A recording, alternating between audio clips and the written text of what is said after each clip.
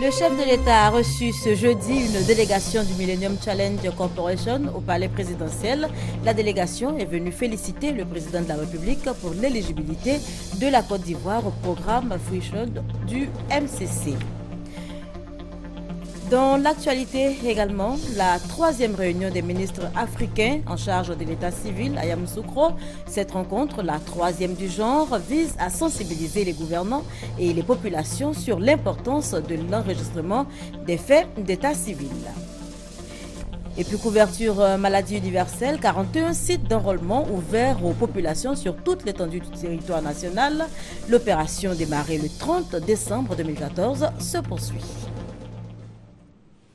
Voilà pour les titres. Madame, Monsieur, bonsoir et bienvenue dans ce journal. Je vous le disais tantôt, le chef de l'État, le président Alassane Ouattara, a reçu ce matin une délégation américaine du Millennium Challenge Corporation, MCC, une délégation venue saluer l'éligibilité de la Côte d'Ivoire au programme du MCC, le compte-rendu de Jérôme Kofi Abolin. Les efforts de la Côte d'Ivoire après la crise post-électorale pour améliorer sa performance économique reconnue, ce qui traduit son éligibilité au programme Threshold du Millennium Challenge Corporation. La délégation conduite par le vice-président du Millennium Challenge Corporation est venue féliciter le chef de l'État ivoirien, le président Alassane Ouattara, pour avoir permis à la Côte d'Ivoire de franchir cette étape et l'encourager en vue des perspectives nouvelles. C'est le début de cette nouvelle phase de notre partenariat avec le gouvernement et le peuple ivoirien. Au nom du conseil d'administration du MCC et au nom du président directeur général du MCC, on est venu ici en Côte d'Ivoire pour offrir notre félicitation à l'occasion de l'éligibilité de la Côte d'Ivoire pour un programme du Threshold. Cette éligibilité pour un programme du Threshold est un signe, n'est-ce pas, de la reconnaissance de ce que la Côte d'Ivoire a pu réaliser depuis la fin de la crise post-électorale. Donc on félicite le peuple et le gouvernement de la Côte d'Ivoire pour tout ce qu'ils ont fait sur le plan de réformes économiques et politiques et nous attendons de travailler de très près avec eux pour l'élaboration de ce programme de Threshold. Le programme Threshold du Millennium Challenge Corporation est une subvention qui va permettre à la Côte d'Ivoire d'être éligible à un niveau beaucoup plus large. Il s'agit du programme Compact qui, lui, est destiné à aider, entre autres, au financement des infrastructures. Et on reste au palais présidentiel où le chef de l'État a également échangé ce jeudi avec les généraux de l'armée à la retraite. Les hôtes du président de la République disent se tenir toujours au service de la nation. Viviane Haïm. Même à la retraite, ils demeurent toujours en réserve de l'armée. À preuve, leur expérience et leur expertise ont été sollicitées dans le cadre de la réforme il y a quelques mois du secteur de la sécurité. Les généraux à la retraite, au nombre d'un peu plus d'une vingtaine, ont été reçus ce jeudi 11 février à leur demande par le président de la République, Alassane Ouattara. Nous sommes en début d'année et les généraux, ce qu'on appelle les généraux de la deuxième section, ont souhaité présenter leurs vœux à son Excellence, Monsieur le Président de la République. Donc c'était le premier objet et cela a été fait. Le Président de la République a bien apprécié ce geste qui montre que les généraux à la retraite ne sont jamais à la retraite, puisque comme vous le savez, le 5 janvier, lors de la présentation des vœux, il y a eu un échange d'allocution de vœux entre le Président de la République et les forces armées. Donc les généraux à la retraite ont voulu s'associer à cette manifestation en début d'année. La deuxième raison, c'est que le Président de la République a autorisé que nous puissions travailler avec les généraux à la retraite dans le cadre de la réforme du secteur de sécurité, ce qui nous a permis de bénéficier de leur savoir-faire, de leur expérience, puisqu'ils ont eu à gérer les forces armées à un moment donné de leur carrière, et c'est ce que nous avons fait. Aujourd'hui, l'ensemble des réformes du secteur de sécurité qui relèvent la défense a bénéficié de leur apport. Donc, ils étaient venus témoigner leur reconnaissance au président de la République pour nous avoir autorisé de bénéficier de leur expérience. Et le président de la République a bien apprécié cela, compte tenu de la qualité des travaux. La troisième, vous savez que les éléphants viennent de remporter la Coupe d'Afrique, la CAN, et c'est la fête dans le pays. Donc ils ont voulu s'associer à cette joie et venir, n'est-ce pas, encourager, féliciter le président en sa qualité de président de la République qui, avec cette coupe, permet de renforcer la réconciliation entre les enfants de ce pays. Et les généraux à retraite ne voulaient pas rester en reste de ce grand événement. Donc voici les raisons qui ont motivé ce déplacement des généraux, qui, comme vous le savez, ils sont encore, bien que certains âgés, mais encore frais pour le travail. Ils étaient donc au garde-à-vous tout à l'heure devant le président de la République. Et on voudrait à nous tous les remercier, les féliciter. Rencontre qui s'est déroulée dans une ambiance de cordialité. Elle a pris fin par une photo de famille. Une autre audience accordée par le président de la République, le président Alassane Ouattara, cette fois à l'association des médiateurs des pays membres de l'UEMOA, audience accordée à la faveur de la 4e réunion ordinaire de la dite association. Et on retrouve Viviane Aïma. C'est le médiateur de la République de Côte d'Ivoire, Ngolo Coulibaly, qui assure depuis 2013 la présidence de l'AMP-UEMOA, l'association des médiateurs des pays membres de l'organisation sous-régionale. Cette association, créée le 29 octobre 2008 à Ouagadougou, a tenu sa 4e réunion ordinaire ce mercredi 11 février, ici à Abidjan. Réunion consacrée au bilan de ses activités au cours de l'année 2014 et à l'adoption de son programme et son budget pour l'année 2015. En fin de rencontre, le bureau de l'AMP-UEMOA, comprenant les médiateurs du Bénin, du Burkina Faso, du Mali, du Sénégal, du Togo et de la Côte d'Ivoire, est allé saluer le président de la République, Alassane Ouattara, et lui exprimer les félicitations de l'AMP-UEMOA. Nous avons donc tenu notre réunion, 4e réunion ordinaire du bureau de l'AMP-UEMOA, c'est-à-dire l'association des médiateurs des pays membres de l'UEMOA. Et les médiateurs de notre sous-région ne pouvaient pas venir dans les circonstances que vous savez.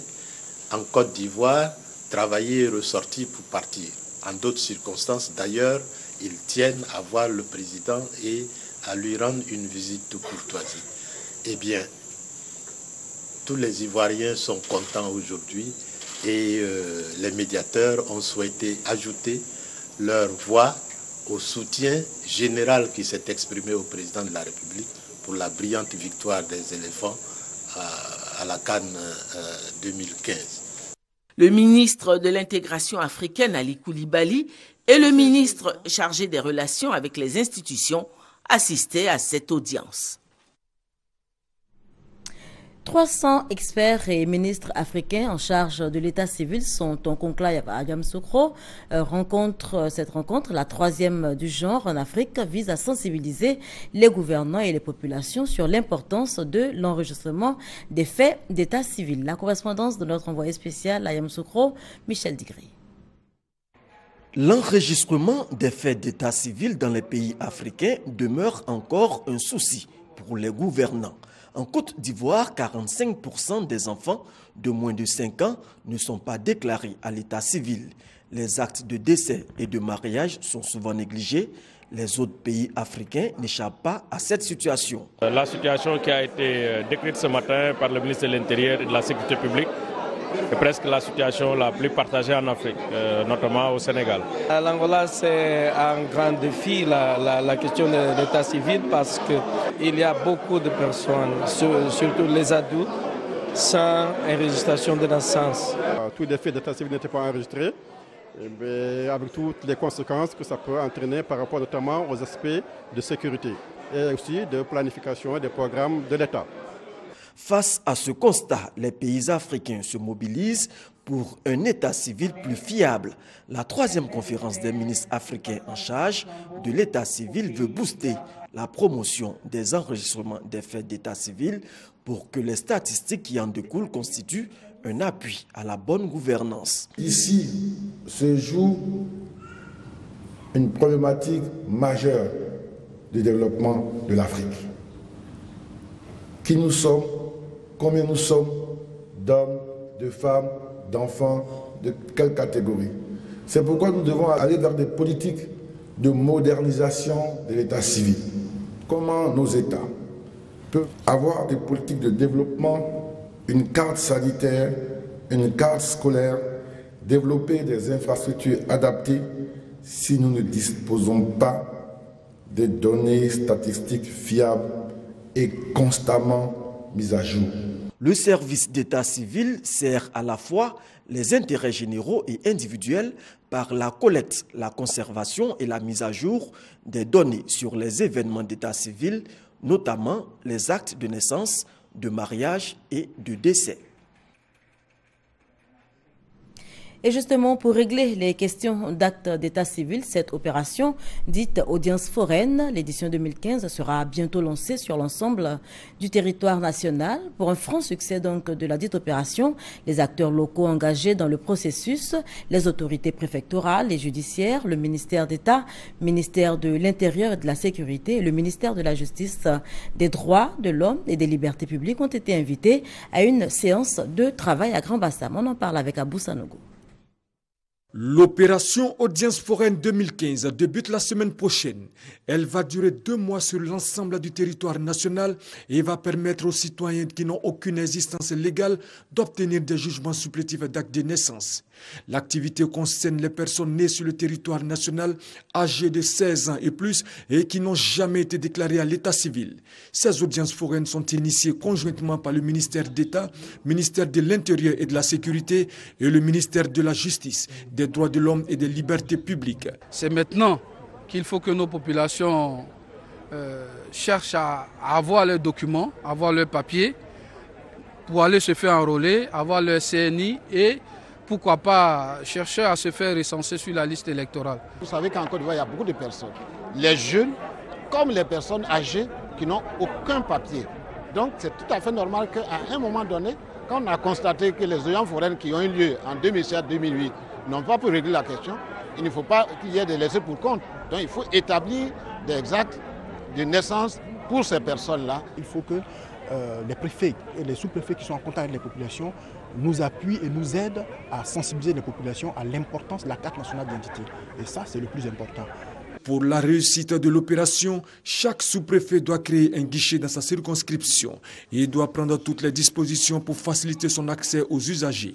Notre objectif, c'est de lutter, c'est de mettre tout en œuvre afin qu'il n'y ait pas de sans-papiers encore en Côte d'Ivoire, afin de permettre à tous les Ivoiriens de pouvoir avoir un extrait de date de naissance pour pouvoir établir une carte nationale d'identité. Nous comptons nous impliquer, tel qu'il nous a été demandé pour la réussite de cette opération. Aussi faut-il noter que cette activité va également permettre d'obtenir des jugements supplétifs d'actes de décès pour ceux dont le ou les ascendants décédés n'ont pas fait l'objet de déclarations à l'état civil dans les délais légaux. Couverture maladie universelle, 41 sites d'enrôlement ouverts aux populations sur toute l'étendue du territoire national, mais elle traîne encore les pieds. L'opération démarrée le 30 décembre 2014 se poursuit. C'est l'information donnée par le directeur général de la Caisse nationale d'assurance maladie, Karim Bomba, qui appelle la population à se faire enrôler. Moussa Konate. 95% de la population ivoirienne ne bénéficie pas de protection sociale. Les dépenses de santé en Côte d'Ivoire sont supportées par les ménages. Pour résoudre ce problème, l'État ivoirien a créé la couverture maladie universelle, un système de protection sociale pour garantir l'accès à des soins de qualité pour toutes les populations. La couverture maladie universelle, telle qu'instituée par la loi, est organisée autour de 2 principaux régimes de couverture. Un premier régime, dit régime contributif, ou régime général de base à raison de 1 000 francs par mois et par tête à partir de l'âge de 5 ans. Et un second régime, dit régime non contributif, et qui vise la prise en compte des personnes qu'on peut appeler les personnes économiquement faibles ou les personnes démunies. Et dans le cadre de ce régime, l'État se subroge, n'est-ce pas, aux assurés dans le paiement de leurs cotisations. C'est dire que, en gros, l'assurance maladie, ce n'est pas gratuit, c'est payant. C'est 1 000 francs par tête, par individu, par tête et par mois. Et il y en a qui ont les moyens qui pourront payer. Et ceux qui n'ont pas les moyens, mais l'État payera à leur place. La couverture maladie universelle permettra aux populations de se soigner à moindre coût. Pour en bénéficier, il faut se faire enrôler. 41 sites d'enrôlement sont ouverts sur toute l'étendue du territoire national. L'enrôlement est gratuit. Les travailleurs du secteur privé gérés par la Caisse nationale de prévoyance sociale, les fonctionnaires, les retraités des deux secteurs, privés et publics, et les producteurs des secteurs de l'EVA et du palmier sont les populations cibles prioritaires de départ. La couverture maladie universelle est obligatoire et concerne toute personne vivant en Côte d'Ivoire. 2391 milliards de francs CFA, c'est le montant des opportunités que prévoit le budget 2015 de l'État ivoirien pour le secteur privé. Comment va se faire la répartition? Question au centre d'une rencontre entre le ministre en charge du budget et toutes les composantes du secteur privé. Mamadou Traoré, Jean-Luc Bambo. Face à face, Aboudraman Sissé, ministre chargé du budget et le secteur privé. Une rencontre attendue depuis la promulgation du budget 2015. Budget qui prévoit 2391 milliards de francs CFA en termes de marché public à octroyer au secteur privé. Aujourd'hui, nous comptons présenter en ligne sur les sites du ministère du Budget, mais aussi sur les sites de la Direction des marchés publics et de la Direction générale du budget et des finances, le plan détaillé des passations de marché avant la fin du mois de février 2015. Vous pourrez aller en ligne et voir l'ensemble des marchés qui seront passés prévisionnellement jusqu'à la fin de l'année, de sorte à ce que chaque entreprise et chaque entrepreneur puisse choisir le marché auquel il souhaite postuler. Afin de permettre aux petites et moyennes entreprises PME de bénéficier d'une telle manne financière, l'État a prévu des dispositions. Nous avons mis en ligne 2 manuels de procédure. Un manuel de procédure des dépenses publiques pour permettre à l'ensemble des PME de comprendre le cycle budgétaire de passation des marchés et même le cycle d'engagement et comment se fait une dépense publique. Et nous avons créé un petit manuel aussi de passation de marché pour permettre aux PME ivoiriennes de savoir comment ça marche. Ces 2391 milliards représentent 47% du budget de l'État au titre de l'exercice 2015. Preuve que l'État est bien décidé à inscrire le secteur privé au cœur de la croissance économique. Rappelons que le budget 2015 est estimé à 5014,3 milliards de francs CFA. Demain, vendredi 13 février, la communauté internationale célèbre la 4e journée mondiale de la radio. À l'occasion, le gouvernement réitère son soutien aux professionnels du secteur. Déclaration lue à cet effet par la ministre de la Communication, Afoussiata Bamba-Lamine. Cette 4e journée mondiale de la radio ayant pour thème Jeunesse et radio, célébrée ce vendredi à l'occasion pour la ministre de la Communication, Afoussiata Bamba-Lamine, de magnifier cet important outil de communication de proximité et à large diffusion. La radio, en tant que média accessible et moins coûteux, est particulièrement adaptée pour atteindre toutes les communautés, y compris les populations défavorisées. Par conséquent, elle peut contribuer à la cohésion sociale, à la réconciliation vraie et à des élections apaisées. La radio est donc, à n'en point douter, un acteur privilégié dans la vision du président de la République, son Excellence, M. Alassane Ouattara, qui œuvre à consolider l'unité nationale en vue de faire de la Côte d'Ivoire un pays émergent à l'horizon 2020. La ministre de la Communication, tout en appréciant le choix du thème de l'édition présente, salue le travail effectué par les professionnels de ce secteur. Le secteur de la radio est également pourvoyeur d'emplois pour la jeunesse. C'est pourquoi j'estime que le choix du thème de la présente édition n'est pas fortuit. Il s'agit d'un rendez-vous majeur pour faire évoluer la présence des jeunes à la radio, dans le but de valoriser et de promouvoir la radio pour les jeunes, la radio avec les jeunes et la radio par les jeunes. Aussi voudrais-je, au nom du gouvernement, rendre un hommage mérité aux braves femmes et hommes qui animent les radios en Côte d'Ivoire. À toutes et à tous, j'adresse les félicitations du gouvernement pour le travail abattu, surtout lors de la retransmission de la CAN 2015 qui s'est soldée par la victoire des éléphants. Le gouvernement, conscient que la radio nécessite des équipements modernes à la pointe des technologies innovantes, entreprend sans cesse des actions pour rendre davantage performant cet outil de développement. Il entend poursuivre également le renforcement des capacités, des professionnels des radios. Un reportage signé Adama Akone. La célébration du 8 mars se prépare activement. Vous le savez, ce sera la Journée internationale de la femme. Eh bien, c'est la ville de San Pedro qui va abriter l'édition 2015, ce en présence du couple présidentiel. La cérémonie de lancement des festivités marquant l'événement a été suivie pour vous par Serge Collier. La ministre de la Solidarité, de la Famille, de la Femme et de l'Enfant sonne la mobilisation. Pour Anne Désiré Ouleto, la Journée internationale de la femme 2015 doit être le rendez-vous de toutes les femmes de Côte d'Ivoire. Femmes politiques de tous bords, leaders d'opinion, universitaires, femmes au foyer, toutes doivent s'impliquer dans cette célébration.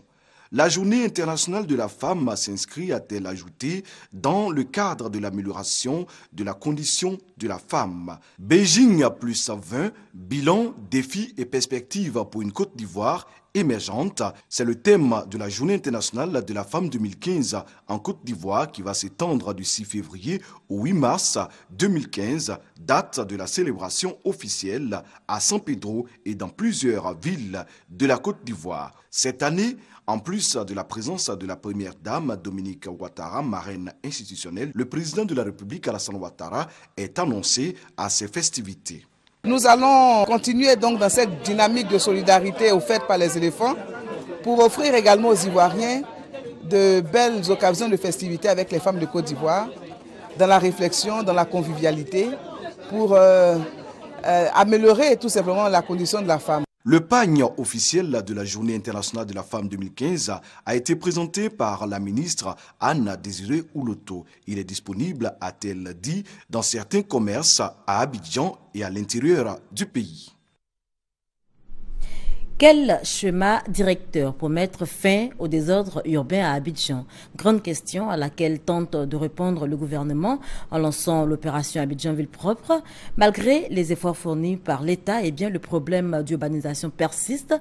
Quelle est son origine? Que faire pour redonner à Abidjan son lustre d'antan? Élément de réponse dans ce reportage signé Herman Niamia. À Abidjan, l'urbanisation sauvage gagne du terrain. Sous-quartiers et quartiers poussent comme de petits champignons. Ces habitations qui ne respectent pas toujours les normes de construction ont émergé de façon incontrôlée sur des espaces non viabilisés. Aujourd'hui, nous déplorons beaucoup de désordres urbains. Une ville, il faut savoir que c'est un organisme vivant aussi. Autant où nous voulons une croissance harmonieuse de tous les membres de nos corps, c'est ainsi la ville. Et pourtant, les planificateurs ont prévu le développement d'Abidjan. La ville a bel et bien un schéma directeur dont la dernière révision date de 1990. À l'époque, Abidjan était l'une des villes les plus urbanisées de Côte d'Ivoire, voire même d'Afrique. D'ailleurs, c'est la plus grande agglomération du pays et la plus importante qui abrite les institutions de l'État, les grandes banques et les grandes firmes. Elle représente 65% du potentiel industriel de la Côte d'Ivoire et est le centre des décisions de l'État. Ces beaux édifices lui ont valu son appellation de perle des lagunes. Mais aujourd'hui, un constat est clair.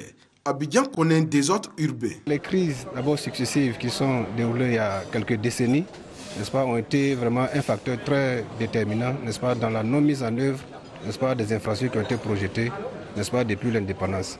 Et je pense que la dernière crise, n'est-ce pas, sociopolitique est venue, n'est-ce pas, encore aggraver la situation.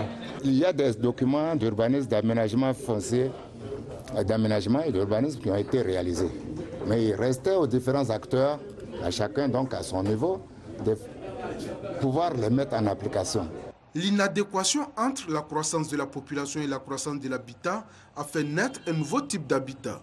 Depuis plus d'une décennie, l'on assiste à l'émergence des lotissements non viabilisés, présentant parfois un cadre de vie insalubre et sous-équipés en infrastructures socio-communautaires. À cela s'ajoutent les quartiers précaires. Ces derniers, au nombre de 137, couvrent 2% de la superficie du district d'Abidjan. Certains quartiers dits UP ne sont pas en reste. Aucun plan d'urbanisme n'est respecté dans la construction des maisons. Des personnes nanties construisent des R+2, voire 3, là où il est prévu des maisons basses ou des R+1. En plus, les jardins publics sont utilisés pour autre chose. Conséquence, plus d'espace vert et d'aires de jeu pour les enfants. C'est le gouvernement qui doit prendre des dispositions pour ne pas que les gens construisent comme ça. Donc, moi, c'est mon avis. Si un terrain est prévu pour les maisons basses et la personne construit une maison élevée, forcément ça va s'écouler. Donc je pense bien que l'État doit avoir ça. Les autres qui ont occupé ces réserves-là empêchent l'eau de circuler. Donc ce qui fait qu'aujourd'hui, tout le monde subit. Nous allons renforcer nos tests pour pouvoir amener tout et chacun à prendre obligatoirement un contrôleur technique qui va permettre à l'État de savoir que tout ce qui se réalise donc dans les règles de l'art. Les voies de communication sont quasiment inexistantes dans certains quartiers ou sont peu carrossables. Les infrastructures d'assainissement sont insuffisantes et ne desservent que 30% de la population, d'où les nombreuses inondations à Abidjan. L'amélioration de la planification urbaine par l'association des municipalités s'impose donc. Et justement sur la question, l'État a un grand projet pour la ville d'Abidjan. Le projet Grand Abidjan qui devrait donner fière allure au district d'Abidjan d'ici à 2030. Le Grand Abidjan en 2030, c'est de permettre, n'est-ce pas, à pouvoir maîtriser, n'est-ce pas, le développement spatial et de permettre, n'est-ce pas, à mettre en place un réseau de transport qui puisse favoriser le déplacement, n'est-ce pas, aussi facile et moins coûteux au niveau des populations d'Abidjan. Selon les prévisions démographiques, d'ici à 2050, la population ivoirienne avoisinera les 40 millions d'habitants, dont 10 millions pour la seule ville d'Abidjan. Déjà, avec 5 millions d'habitants, l'on constate de nombreux problèmes auxquels la ville est confrontée. Manque de logements, dégradation des équipements et infrastructures, prolifération des quartiers d'habitat précaires, insécurité urbaine, difficultés de mobilité urbaine tant au niveau de la circulation que du transport collectif urbain. L'une des solutions que préconisent les urbanistes est le renforcement de la politique de décentralisation avec un fort appui au développement économique local. Cela permettra de réduire l'exode rural, surtout l'exode sur Abidjan. La ville telle que nous l'aménageons aujourd'hui, elle reste pour l'éternité. Un jour, ce que nous croyons être l'extrémité de la ville deviendra centre-ville. Vous voyez. Et donc, il faut pouvoir créer d'autres pôles de développement urbain. Et c'est ce que nous faisons. La politique ancienne qui consistait à dire on a fait un centre-ville où sont concentrés tous les équipements, c'est dépassé. Avec le projet Grand Abidjan, ce sont tous les plans d'urbanisme directeurs des 32 chefs-lieux des régions et de districts que l'État entend réviser afin d'impulser une nouvelle dynamique au projet de développement des villes ivoiriennes. Le schéma directeur d'urbanisme du projet Grand Abidjan s'inscrit dans le plan national de développement PND 2013-2015. Sa réalisation débutera cette année et doit s'achever en 2030. 60% des pathologies humaines sont d'origine animale, selon les médecins vétérinaires. Quelle stratégie donc pour préserver la santé des Ivoiriens tout en luttant efficacement contre les pathologies animales? La question a fait objet d'un atelier. On en parle avec Francis Boifou. Tous les médecins des services vétérinaires soutiennent que protéger la santé publique passe aussi par la protection de la santé animale.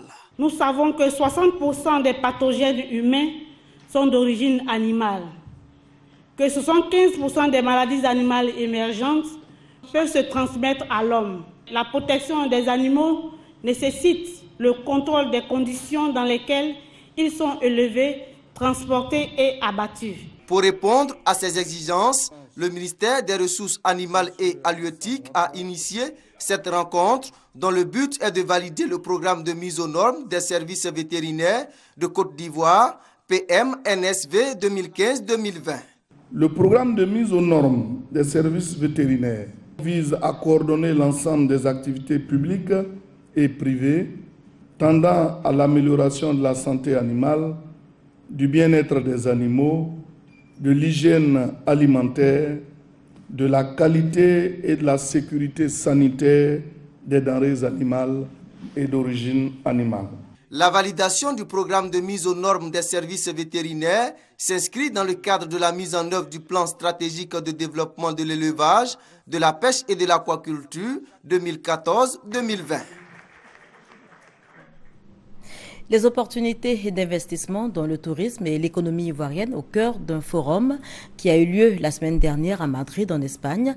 Des autorités du CPC, du port autonome d'Abidjan et du Conseil régional du Sud de Komoué y étaient. Notre reporter Patricia Omouetia également.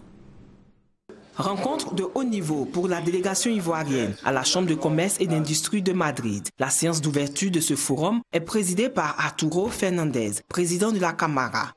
L'ambassadeur de Côte d'Ivoire en Espagne, son Excellence Aké Achimon, a souligné l'importance de l'Espagne dans la relance de l'économie ivoirienne. Les échanges se sont poursuivis avec les témoignages de la délégation ivoirienne, notamment le directeur général adjoint du CEPICI, le représentant du directeur général du port autonome d'Abidjan, le président du conseil régional du Sud Comoé et le directeur général de Côte d'Ivoire Tourisme. Pour le président de la Chambre, les entreprises ivoiriennes qui souhaitent étoffer ou constituer leur entreprise sont les bienvenues. Il est convaincu qu'avec une présentation comme celle qui vient d'avoir lieu, effectivement, les entreprises espagnoles répondront à l'appel, c'est-à-dire aller investir en Côte d'Ivoire. Il en est convaincu.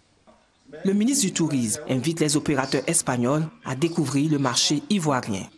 La Côte d'Ivoire est un gros chantier et la Côte d'Ivoire représente un potentiel énorme au niveau investissement. Donc on voudrait profiter de leur expérience au niveau développement industriel et la Côte d'Ivoire est là pour les accueillir. La Chambre de commerce et d'industrie de Madrid a pour but de favoriser le développement des relations économiques, commerciales, touristiques et culturelles. Voilà, c'est la fin de ce journal. Merci de nous avoir suivis. Je vous souhaite de passer une excellente soirée.